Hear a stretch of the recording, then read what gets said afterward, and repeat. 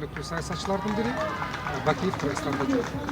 Ошол сыңарын деле айткым келет. Атамбаев дагы өзүнүн тең өзүнө каршы турган саясатчыларга коррупция боюнча болобу, же болбосо саясий маселелер боюнча баа бере албайт. Анткени президент Атамбаевда түздөн түз жеке кызыкчылык бар жана саясий кызыкчылык бар.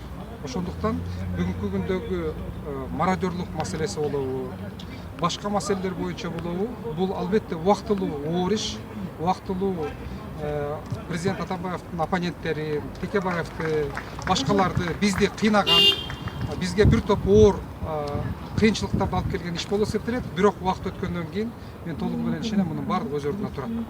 Ал эми ким мародерлук кылган 2010 жылы? Аны тарых тастыктайт. Мүмкүн Текебаев аралашкан чыгар. Бирок тилекке каршы бүгүнкү күндө чындыгын айтышыбыз керек, бир дагы далилди таап чыга алышкан жок. Сот аны келечекте мүмкүн президент Атамбаев кеткенден кийин тагандыкташы мүмкүн. Мүмкүн тетирисинче мародерлукка социал-демократтар, алардын мүчөлөрү аралашкан болуп, чыгышы тарыхта болбойт деп эч ким күбө боло албайт, эч ким гарантия бере албайт. Ошондуктан биз бул маселени азырынча тарыхка коюш